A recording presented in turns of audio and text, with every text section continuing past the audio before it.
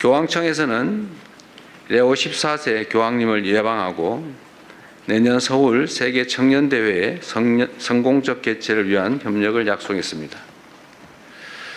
또한 국내 교구에 현직 추기경이 한 분도 없다.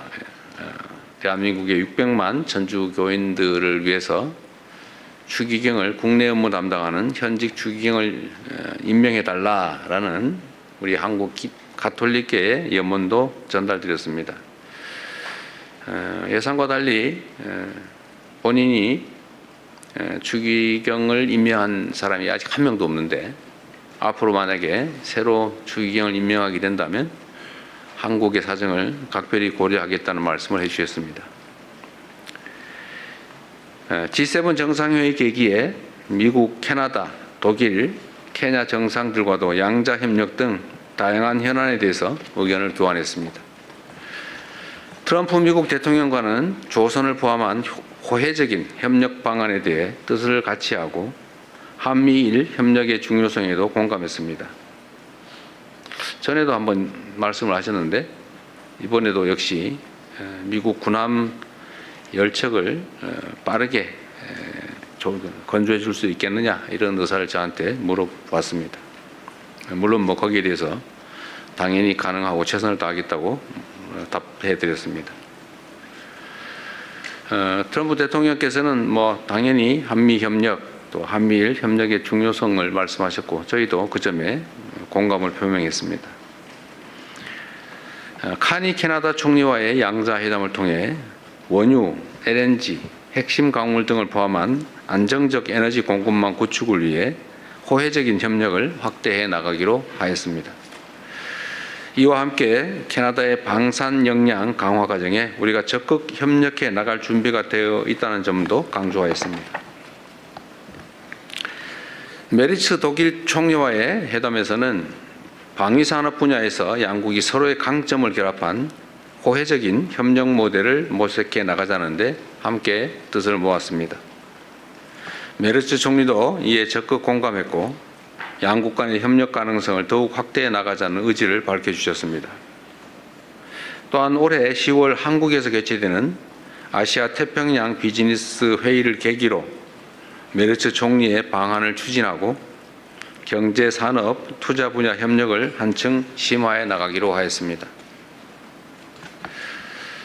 그리고 우리의 중요한 동아프리카 협력 파트너인 루토 케냐 대통령과의 회담에서는 한국이 케냐의 국가 발전과 공동 성장 과정에서 신뢰할 수 있는 동반자가 되겠다는 뜻을 전달했습니다.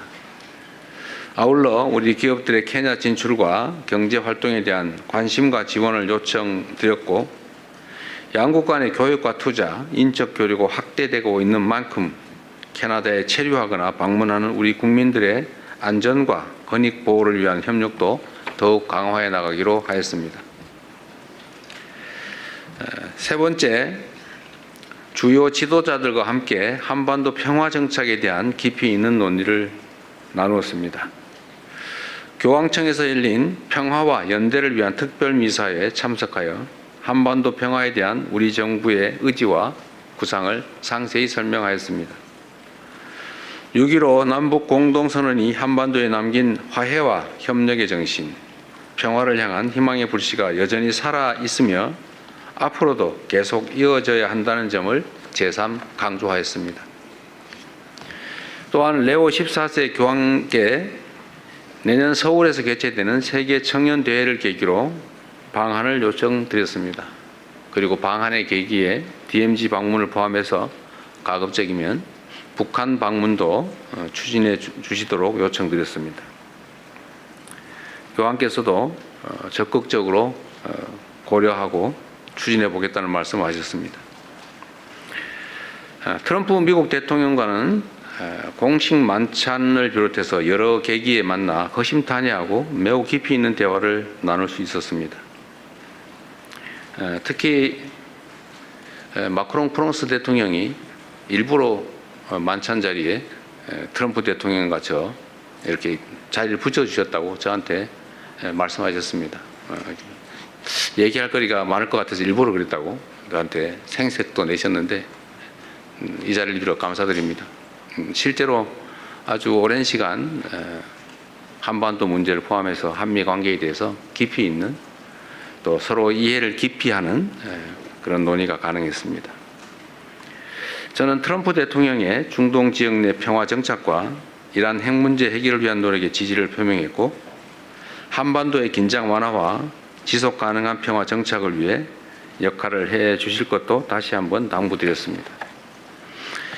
트럼프 대통령 역시 한반도 문제에 깊은 관심을 갖고 있음을 재차 확인해 주었습니다.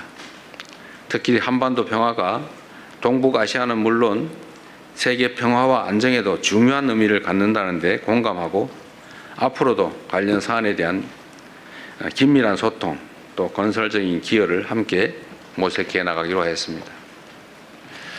마지막으로 해외 동포 여러분들과 함께한 시간에 대해서 짧게 말씀드리겠습니다.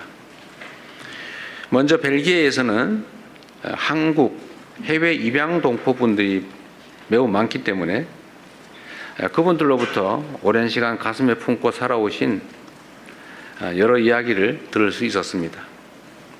타국에서 겪어야 했던 외로움, 또 입양에 따른 정체성에 대한 고민, 또 친생 가족을 찾고자 하는 간절한 바람과 노력을 접하면서 대한민국 대통령으로서 참으로 만감이 교차하고 많은 책임감을 느꼈습니다. 입양 동포 여러분의 현안을 더욱 세심하게 살펴야 되겠다는 다짐을 했습니다. 약 20만 명에 가까운 우리의 아이들이 어려운 시기 여러 가지 경로를 거쳐 해외에 입양됐는데, 그 입양 과정은 물론이고 그 후 해외 성장 과정, 그리고 현재 해외 생활에서 많은 애환들이 있었습니다. 앞으로 더 실질적인 입양 동포 지원 방안을 마련해 나가야겠다는 다짐을 했고, 또 그 말씀을 그분들에게 전했습니다. 재외동포청을 비롯한 외교부 등의 필요한 조치를 검토하도록 지시했습니다. 존경하는 국민 여러분, 그리고 언론인 여러분, 정부 출범 2년차를 맞는 지금은 대한민국의 대전환과 대도약을 본격적으로 이끌어내야 할 매우 중요한 시기입니다. 변화하는 국제 질서 속에서 국익을 최우선에 두는 실용 외교를 적극 추진하고, 경제, 안보, 기술, 문화를 비롯한 전 분야에서 대한민국의 새로운 성장 동력을 확보해 나가도록 하겠습니다. 아울러 놀라울 정도로 우리가 모르는 사이에 높아진 우리 대한민국의 국력과 국제적 위상에 걸맞게 국제사회의 평화와 번영, 연대와 협력을 위해 더 큰 책임과 역할을 다해야 될 것 같습니다.